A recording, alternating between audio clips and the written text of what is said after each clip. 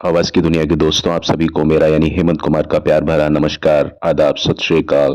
Have a great good morning to everybody. अपने पिछले अध्याय में मैं बात कर रहा था आपसे फिल्म शोले का जो गाना है महबूबा महबूबा। हमारी बात चल रही थी इस गाने के बाबत। अब ये जो गाना था, इस गाने से एक शख्सियत जो कि इस फिल्म के निर्माण से जुड़ी हुई शख्सियत रही है, वो इस गाने से बहुत ज्यादा खफा थे। वो इस गाने के पिक्चराइजेशन से, यानी जो चीज आपको स्क्रीन पर दिखाई देती है उसके वो बेहद खफा थे। आपने इस चीज को महसूस किया होगा कि गब्बर सिंह यानी अमजद खान साहब का जो अमजद खान ने जो कैरेक्टर प्ले किया है फिल्म में गब्बर सिंह का, उसमें चाहे लाख बुराइयां थी, लेकिन वो एक बुराई से वो बचा हुआ था। यानी वो किसी महिला के साथ में कोई छेड़छाड़ या उसके साथ में कोई बदसलूकी आपने ऐसा करता हुआ देखा नहीं होगा उसको। एक सीन के अलावा जहां पर वो बसंती को जबरदस्ती उठा करके लेकर के आते हैं और वो धर्मेंद्र को एक सबक देने के लिए उस तरह से जब बसंती को नाच नचाया जाता है भरी दोपहरी में, और उसको शीशे की जो बोतल तोड़ी जाती है, ऊपर सांभा तोड़ता है उसको। हालांकि वो शीशे की बोतल नहीं थी, रियल में वो प्लास्टिक की शीशे की सच्चाई ऐसा नहीं होता फिल्म में कि भैया आपको जो चीज दिख रही है वो चीज वास्तव में होती है। लेकिन फिर भी ज्यादातर जो सीन थे शोले में वो वास्तविक रूप से फिल्माए गए थे। और बात हो रही थी हमारी इस गाने से एक शख्सियत जो कि इस फिल्म से ही जुड़े हुए थे, इनके निर्माण से वो बहुत ज्यादा खफा थे। उनके अनुसार ये जो गाना था ये इस फिल्म का हिस्सा तो हो सकता था, लेकिन जिस प्रकार इसे फिल्माया गया वो उस चीज से सहमत नहीं थे। उनके अनुसार हेलन को इस फिल्म का एक हिस्सा नहीं होना चाहिए था, क्योंकि इसमें मैंने जैसा कि आपको बताया कि एक सिचुएशन क्रिएट की गई थी कि रमेश सिप्पी और गीता सिप्पी, रमेश सिप्पी की जो फॉर्मर यानी एक्स वाइफ जो थी उस समय, उन्होंने इस चीज को बताया कि वो एक रिकॉर्ड वगैरह सुना उन्होंने जेमू रिसोर्स का। तो उसके अनुसार पंचम दा को कहा गया कि आप इस तरह से ये धुन हमें चाहिए। तो पंचम दा ने किस तरह से धुन को ट्रांसफॉर्म किया, उसको एक डिस्को, एक टैपिंग नंबर से बिल्कुल अलग हटके उस नंबर से एक अरेबियन टच और एक जिप्सी सॉन्ग के रूप में उस गाने को तब्दील कर दिया खुद की आवाज देकर के। इसके बारे में मैं कल आपको बता ही चुका हूं। तो अब जब बात यहां पर पहुंच गई और ये पूरा सीन जब क्रिएट किया गया, तो गाने के हिसाब से वो आवाज किसी हीरो के ऊपर नहीं जाती थी। वो गाना न तो जैक पर कोई ऐसी सिचुएशन नहीं थी कि भाई अमिताभ बच्चन इस गाने को गाएं। ठाकुर साहब इस गाने को गा नहीं सकते थे, क्योंकि ये गाना जो था ये फिल्म में फिट नहीं होता किसी भी तरीके से। ये पहली बात तो धुन, इस गाने की जो धुन थी, जो ओरिजिनल गाना था वो डिस्को टाइप गाना था, और इस फिल्म में कोई एक ऐसी गुंजाइश पैदा नहीं हो सकती थी कि आप कोई ऐसा सिचुएशन क्रिएट कर सकें जिससे कि आप इस मूड को, यानी गाने में जो मूड बताया था डिस्को का या हंसी खुशी का, डांसिंग का, वो नहीं कर सकते थे।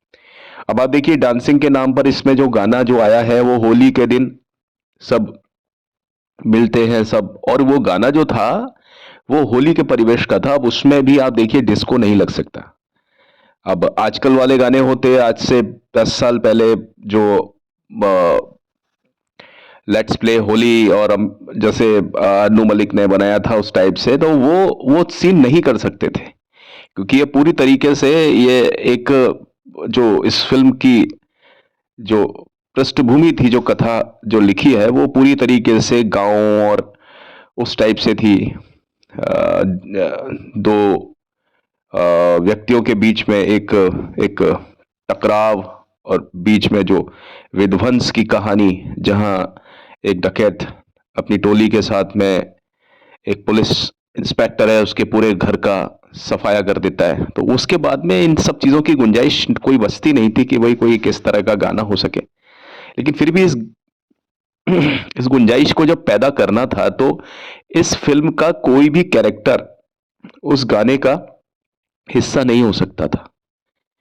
बिल्कुल नहीं हो सकता था, क्योंकि जो कैरेक्टर का जो जो क्वालिटीज हैं वो पहले ही डिसाइडेड हो चुकी थी। अब अगर कैरेक्टर का की क्वालिटी पहले ही डिसाइडेड थी, तो कैरेक्टर क्या होता है, इनकंसिस्टेंट हो जाता। गब्बर सिंह अलग टाइप के गुण की वजह से जाना जाता है। गुण या अवगुण जो भी है, उसकी क्वालिटी है, वो एक अलग टाइप के गुण या अवगुण की वजह से हम समझते हैं भाई ये गब्बर सिंह है। गब्बर सिंह ये नहीं कर सकता, गब्बर सिंह ये कर सकता है, हमें मालूम है। गब्बर सिंह बहुत ज्यादा क्रूर हो सकता है, वो स्क्रीन पर कुछ भी खून खराबा कर सकता है। हमें ये मालूम है कि गब्बर सिंह का ये रोल है। हमें ये बताया है कि गब्बर सिंह किसी के हाथ काट सकता है, वो इस चीज में बिल्कुल भी देर नहीं लगाएगा। गब्बर सिंह को कभी हंसी नहीं आ सकती है, उसके चेहरे पर एक क्रोध, नफरत और नृशंसता रहेगी, हमें यह मालूम है। दूसरी ओर हमें पता है कि अमिताभ बच्चन है, वो यारी दोस्ती के लिए बने हैं। वो रिएक्शन देते हैं इस फिल्म में। ज्यादातर उन्होंने इस फिल्म में सिर्फ रिस्पॉन्ड किया है, लोगों की बातों का जवाब दिया है। जब किसी ने अमिताभ से कुछ पूछा, तो अमिताभ ने उस चीज पर सिर्फ रिस्पॉन्ड किया है, आपने ध्यान से देखा हो तो। अब धर्मेंद्र के साथ में भी जो उनका केमिस्ट्री है, वो सिर्फ सहायक है, सहायक रूप से वो धर्मेंद्र के साथ में है। मेन लीड पर नहीं है अमिताभ बच्चन, क्योंकि अमिताभ बच्चन के बारे में जैसा कि मैंने बताया, उस समय तक जो फिल्में थी वो काफी सारी फ्लॉप हो रही थी उनकी फिल्में, और जो दो फिल्म फ्लोर पर थी वो रिलीज नहीं हुई थी। कौन सी फिल्में रिलीज नहीं हुई थी अभी? जब तक शोले की फिल्म शूटिंग चल रही थी, तो उस समय तक जंजीर और दीवार जो थी वो आई नहीं थी थिएटर्स में। तो अमिताभ बच्चन को एक सहायक कलाकार के तौर पर, जो कि धर्मेंद्र के साथ चलेंगे और एक केमिस्ट्री बैठेगी, और इसलिए अमिताभ बच्चन को आपने देखा कि वो स्क्रीन उस तरह से उनकी शेयर की गई। कोई भी गाना ड्रीम सीक्वेंस में भी, हालांकि उस समय कोई ड्रीम सीक्वेंस नहीं रखते थे, रमेश सिप्पी का कोई गाना ऐसा ड्रीम सीक्वेंस का नहीं है, और वो फैंटेसी हो जाती फिल्म। क्योंकि ये फिल्म बहुत ज्यादा, मतलब आप देखिए, क्रूरता पर आधारित थी। इसमें कोई फैंटेसी का कोई एक ऐसा कि कोई कैरेक्टर दूसरे कैरेक्टर को लेकर के सपने में कोई गाना कर ले, सोच ले कोई स्थिति, वो चीज की बिल्कुल गुंजाइश नहीं थी, क्योंकि ये फिल्म एकदम रियलिस्टिक, मतलब एक असलियत वाले एक मूड से बनाई गई थी, जिसमें कि ख्वाब ख्याल के लिए शायद जरा भी कोई कोई गुंजाइश बाकी नहीं थी। और अगर इसमें कहीं कोई गुंजाइश होती, तो ये फिल्म उतनी जमती नहीं। जहां तक की बात है कि फिल्म का जो मूड है वो बिल्कुल खराब हो जाता है ना। तो वो वही वही चीज है कि जैसे अमरीश पुरी अगर एक फिल्म में, अगर एक बहुत क्रूर इंसान बनते हैं, बहुत ज्यादा क्रूर बनते हैं, आप अमरीश पुरी का जो कैरेक्टर है मोगैम्बो, उससे आप एकदम से संत बनने की आशा नहीं कर सकते, उम्मीद नहीं कर सकते। और वहीं दूसरी ओर अमरीश पुरी ने कई ऐसे इस तरह के रोल्स भी अदा किए हैं कि जो बहुत अच्छे जो कैरेक्टर के रोल भी अदा किए हैं। गर्दिश में वो एकदम से बुरा इंसान नहीं बन सकता।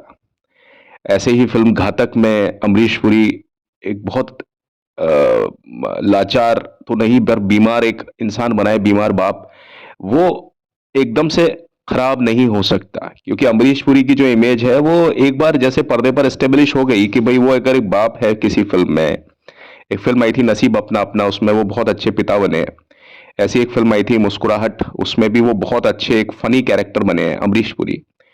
तो एक बार अगर फिल्म में कोई कैरेक्टर डिसाइडेड हो गया, तो वो एकदम से अपना, कि भाई अमरीश पुरी माने जाते हैं तथाकथित रूप से कि वो एक विलेन है।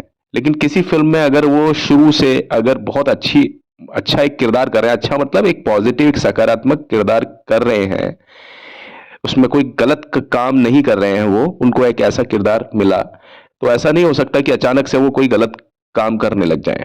और उसी तरीके से इसका विपरीत भी उतना ही सही है कि मोगैम्बो अचानक से बदल नहीं सकता, अपने व्यवहार से, अपने चरित्र से बदल नहीं सकता, क्योंकि मोगैम्बो को एस्टेब्लिश ही इसलिए किया था कि भाई वो एक ऐसा कैरेक्टर है कि हर एक को व्यक्ति को मालूम पड़ जाए उसको देख करके कि यार ये आदमी कभी बदल नहीं सकता, चाहे इसके सामने ईश्वर ही क्यों ना आ जाए, इस आदमी को पश्चाताप या पछतावा कभी हो ही नहीं सकता।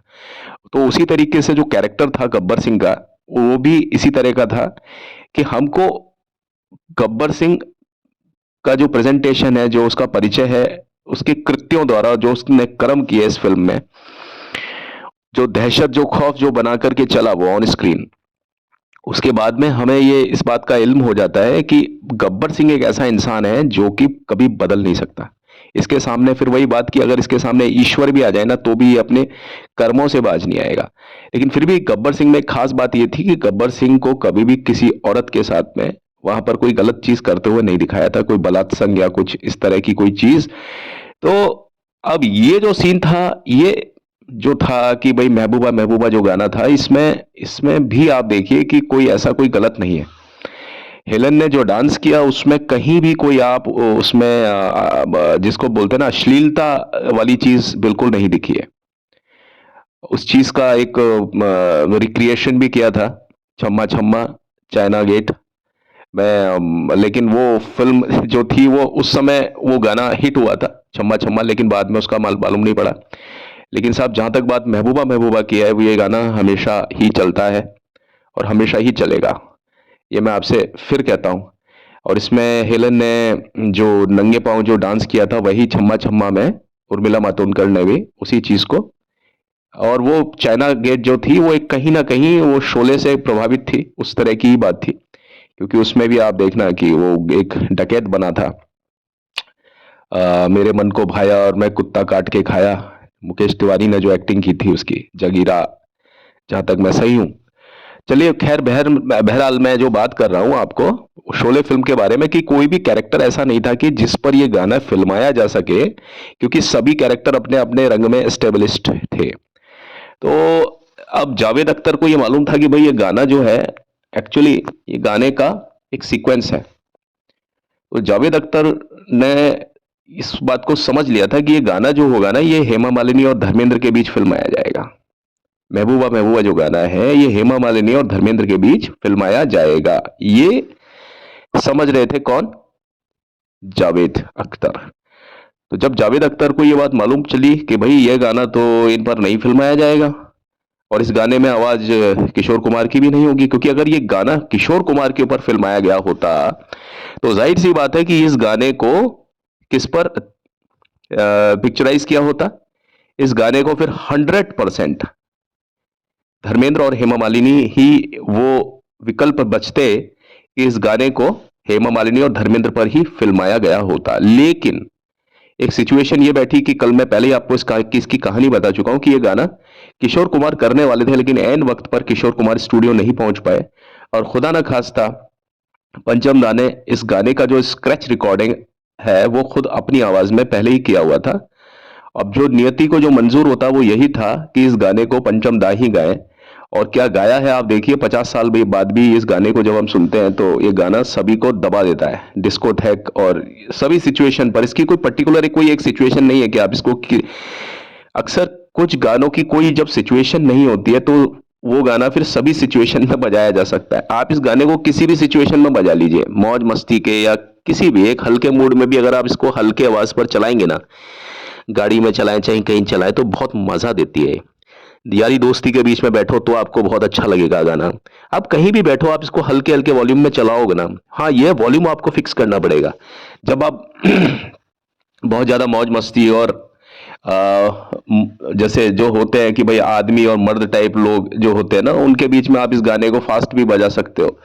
और अगर आप इस गाने को थोड़ा स्लो बजाएंगे तो ये गाना मजा ही देगा, जाहिर सी बात है। मैंने अक्सर इस गाने का एक एक्सपेरिमेंट किया है इस गाने को लेकर के।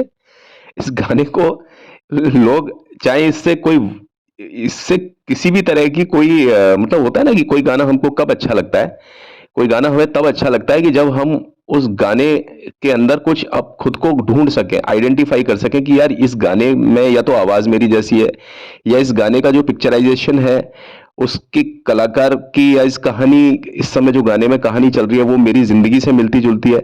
जब तक हम उस चीज से, उस व्यक्ति से, यानी कहीं ना कहीं हम उस गाने से जब तक आइडेंटिफाई नहीं करते ना खुद को, जब तक उस गाने में कहीं ना कहीं ढूंढते नहीं है किसी ना किसी स्तर पर, तब तक कोई चीज हमें अच्छी नहीं लगती। लेकिन पंचम दा के जो गाने हैं उनमें खास बात यही है कि उन गानों में आपको आप खुद से आइडेंटिफाई करने की जरूरत भी नहीं पड़ती है, कि आप चाहे उनसे आइडेंटिफाई हो चाहे नहीं हो, लेकिन वो गाने आपको स्वतः ही अच्छे लगते हैं, क्योंकि वो गाने बेहद क्रिएटिव गाने होते हैं, इसलिए भी एक रीजन है। और दूसरा, जब कोई इंसान इतना ज्यादा प्रोमिनेंट होता है और इतना ज्यादा कॉन्फिडेंट होता है अपनी चीज के लिए कि जो चीज मैं बना रहा हूं वो चीज चलेगी चलेगी, तो वो कॉन्फिडेंस सामने जो श्रोता होता है उसके दिमाग में भी वो कॉन्फिडेंस पहुंच जाता है, तो उसको भी लगता है कि यार ये गाना सुनने की चीज है। क्योंकि अगर आप कोई चीज दिमाग से बनाते हैं तो वो सामने वाले के दिमाग पर अपील करेगा, अगर कोई चीज अगर आप दिल से बनाते हैं तो सामने वाले के दिल पर अपील करेगा। तो आप जिस तरीके से किसी चीज को बनाते हैं ना, सामने जो सुनने वाला है, जो या जो व्यक्ति जो सामने उस चीज को लेगा, उस क्रिएटिविटी को, वो उसके उसी जहन उसी चीज पर असर करेगी जिस चीज के अकॉर्डेंस में वो गाना बनाया गया होगा। ठीक है। तो इस गाने से बिल्कुल भी सेटिस्फाइड नहीं थे जावेद अख्तर साहब, और एक तरीके से उनकी लड़ाई सी हो गई थी किनके साथ, मतलब एक अच्छा सा वाद विवाद हो गया था रमेश सिप्पी के साथ में।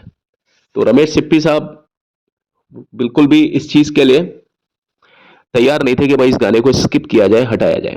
तो उनको अच्छा नहीं लगा, रमेश क्या नाम है, जावेद अख्तर साहब को।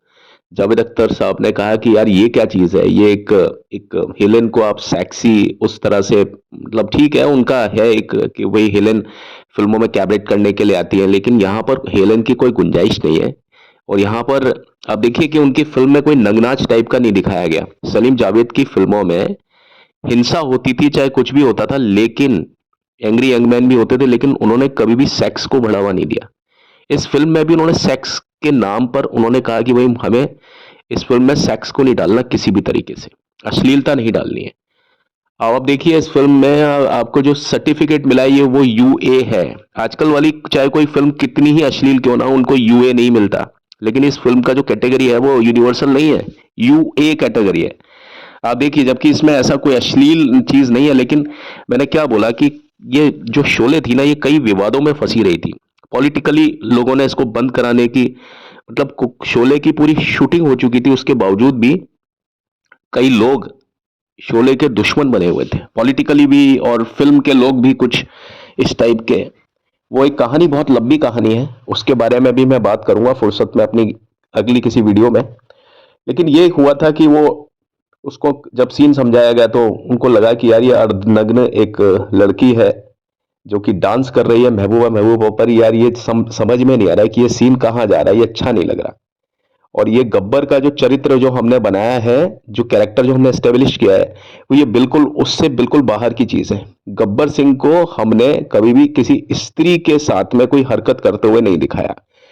आप देखिए इस गाने में भी गब्बर सिंह बैठा हुआ है और सिर्फ दूर से बस मुस्कुरा रहा है, वो हेलेन को छूने की कोशिश नहीं कर रहा है। एक बात ध्यान से देखना आप, ये चीज आप देखिएगा कि वो हेलेन को छूने की कोशिश नहीं कर रहा, बल्कि उसने हेलेन से एक खास तरह की दूरी बनाई हुई है।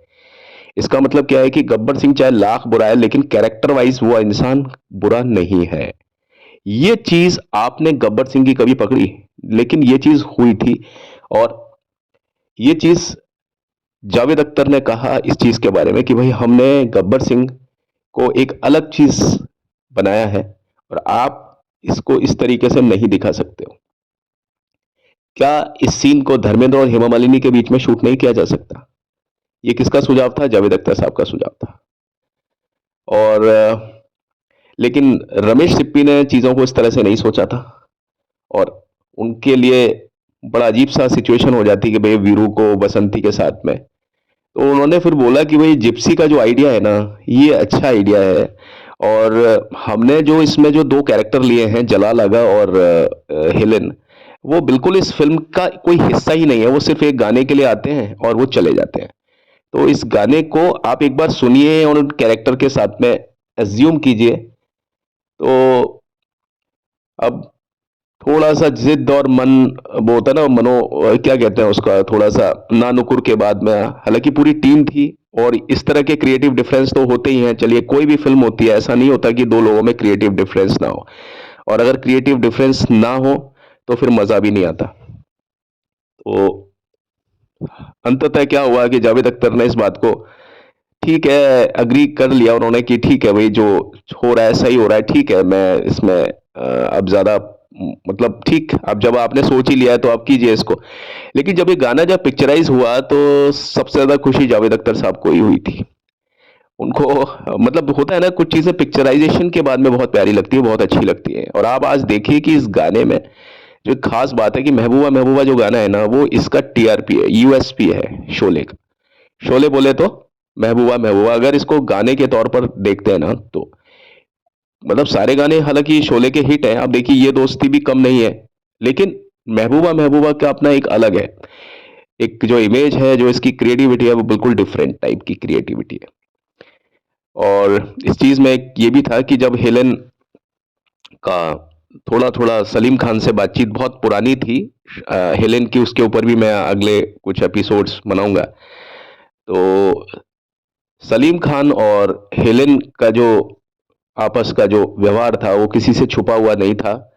और इस बहाने सलीम खान साहब भी इस फिल्म के जो सेट जो लगाया था, मुंबई का ही सेट था, शायद नटराज स्टूडियो, या तो उस तरह से राजकमल में तो खैर इसका रिकॉर्डिंग हुआ था, तो नटराज स्टूडियो और एक दो स्टूडियो और थे, वहां पर इसका पूरा जो गाने का जो पिक्चराइजेशन हुआ था ना, तो सलीम खान साहब अपना समय निकाल करके इस गाने, पर्टिकुलरली इस गाने की शूटिंग में चले जाया करते थे और हेलेन से मिला करते थे।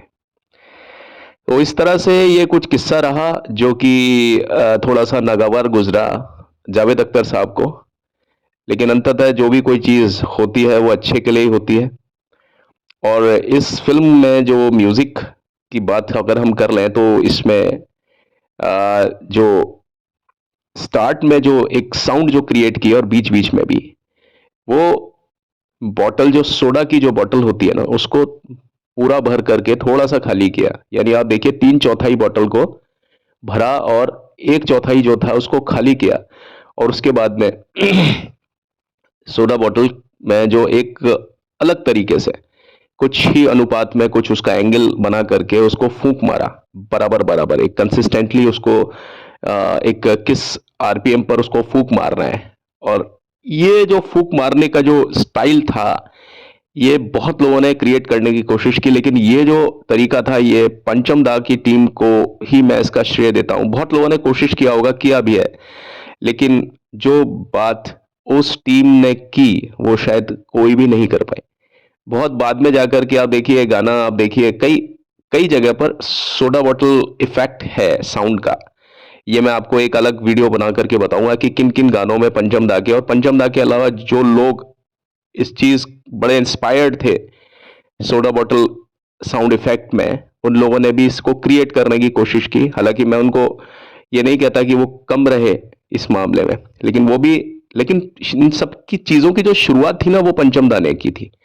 बाद में लोगों ने उसको लकीर के ऊपर चले लोग, लेकिन शुरू में जो होता है ना कि एक बिल्ली के गले में घंटी बांधने वाला काम, वो ज्यादातर पंचम दा ही करते थे। इस तरह के जो अनयूजुअल जो बिहेवियर होते थे ना गानों के साथ में, जो अनयूजुअल या जो कोई ऐसी चीज होते थे कि जो अनप्रेसिडेंटेड जो चीजें होती हैं कि जिनमें कि हम कल्पना नहीं कर सकते कि किसी गाने में ये चीज को भी जोड़ा जा सकता है। तो जहां लोगों की जहां सोच एक तरीके से खत्म होती थी, वहां से पंचमदा की सोच शुरू होती थी, ये हम मान सकते हैं। तो जो सोडा बॉटल इफेक्ट बहुत सारे गानों में, 1975 के कई गाने थे, रुक जाना ओ जाना हमसे दो बातें करके चली जाना, कि मौसम है दीवाना, फिल्म वारंट का, उसमें भी जो sound bottle bottle sound effect है वो इस गाने में भी है, और महबूबा महबूबा गाने में भी है। ओ माझी रे तेरा किनारा, नदिया की धारा रे, उस गाने में भी है, उसमें तो डबल बॉटल इफेक्ट है। यानी एक चुक चू चुक, तो वो डबल बॉटल इफेक्ट है, उसमें सिंगल बॉटल इफेक्ट नहीं है। अब इसमें उनके जो सहायक होते थे बासु, वो इस चीज के महारथी थे, वो इस चीज को क्या करते थे। लेकिन आइडिया पंचम दा का डायरेक्शन में सारी चीजें हुआ करती थी। ऐसे चुक चुक चुक चुक चुक इस तरह के जो इफेक्ट होते थे वो बहुत सारे उन्होंने दिए। और भी कई गाने रहे उनके, कई बैकग्राउंड म्यूजिक में उन्होंने दिया इस तरह का, जितना भी हुक हुक हुक हुक इस टाइप के जो इफेक्ट होते हैं। एक फिल्म आई थी चांदी सोना का जो टाइटल म्यूजिक था, उसमें भी ये इफेक्ट था। वारंट में मैंने आपको बता दिया है। एक फिल्म आई थी आपके धर्मेंद्र और हेमा मालिनी की, आजाद। तो उसमें गाना था जो पंचम दा ने टार्जन की आवाज में गाया है, और उसके बीच में जंगल का इफेक्ट क्रिएट करने के लिए उसमें भी सोडा बॉटल इफेक्ट डाला है। और कई और गाने जिसमें कि इस तरह के इफेक्ट की आप क्या कहें, मतलब भरमार है। और ये सारे गाने जो है ना, ये अलग अलग मूड के गाने हैं। ओ माझी रे गाना आप देखिए, एकदम फिलोसॉफिकल अंदाज में एक माझी सॉन्ग। उधर एक शोले का जो गाना है वो बिल्कुल जिप्सी सॉन्ग है ना, उसमें इफेक्ट। एक जो मैंने आपको बताया देवानंद और जीनत अमान के बीच में, वारंट फिल्म 1975 की मूवी थी, उसमें वो पीछा करते हैं और जो रोड रोलर है उस पर और देवानंद साहब बैठे हुए हैं बड़ी बड़ी मूछ लगा करके, और वो लास्ट में एक कराटा मार करके वो जो क्या नाम है, जीनत अमान को बेहोश कर देते हैं। और वो कुछ सिचुएशन ऐसी होती है जिसमें वो गाना छेड़छाड़ का है, प्रोवोकेशन उसमें यूज किया है। वहां पर आप देखिए, ओ जाना रुक जाना, वो हमसे दो बातें करके चली जाना, कि मौसम है दीवाना। अब इस गाने को मैं थोड़ा गा के भी नहीं बता सकता हूँ, मुझे लगता है कि कहीं इस पर भी कॉपीराइट ना आ जाए। चलिए आप सुन सकते हैं उस चीज को, लेकिन उसमें जो इफेक्ट है ना, hook hook hook hook hook hook hook, वो पूरा चलता है इसमें, है ना। और कई सालों के बाद में आपने इस गाने में देखिए, 1991 में एक फिल्म आई थी 1991 में, जो जीता वही सिकंदर। लेकिन उसमें भी टीम जो पूरी थी ना, जो मतलब निर्देशन था और जो म्यूजिक अरेंजर थे वो बबलू दाही थे, बबलू चक्रवर्ती।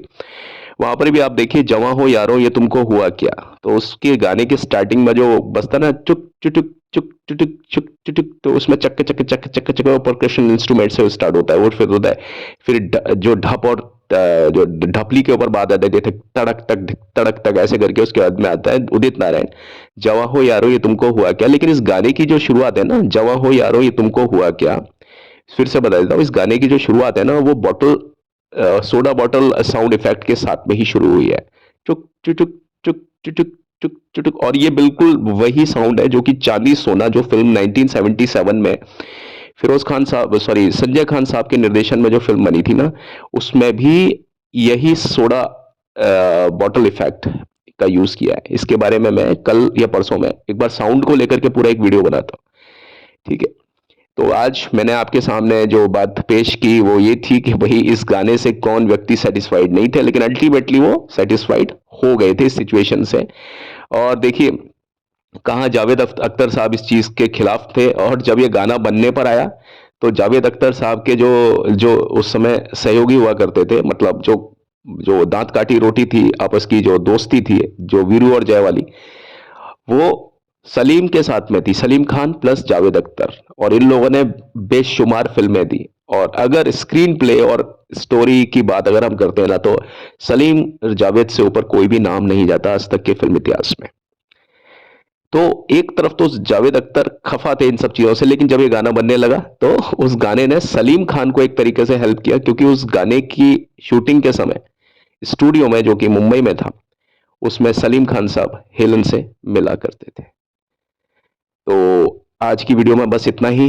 कल आपके समक्ष एक बार आपकी सेवा में पुनः हाजिर होता हूं। तब तक के लिए मुझे आज्ञा दीजिए, लेकिन चलने से पहले मेरी वही एक रिक्वेस्ट कि प्लीज मेरे चैनल को लाइक शेयर सब्सक्राइब जरूर जरूर जरूर कीजिएगा। यही एक हमारा आपके लिए एक इल्तजा है, हमारे लिए बहुत बड़ा सहारा है। हमारे परोक्ष रूप से, प्रत्यक्ष रूप से तो ईश्वर सबका एक ही होता है, लेकिन परोक्ष रूप से आप ही हमारे भगवान हैं, ठीक है। और एक भक्त ही भगवान से अपने दिल की और सच्ची बात कह सकता है, जो कि मैं आपसे इस समय कह रहा हूं। प्लीज मेरे चैनल को लाइक शेयर सब्सक्राइब जरूर जरूर जरूर कीजिएगा। और कमेंट बॉक्स में प्लीज लिखिए आपको कैसा लग रहा है, कैसा नहीं लग रहा है। अभी मैं इस चीज को और थोड़ा सा सुधार में लाने की कोशिश है मेरी।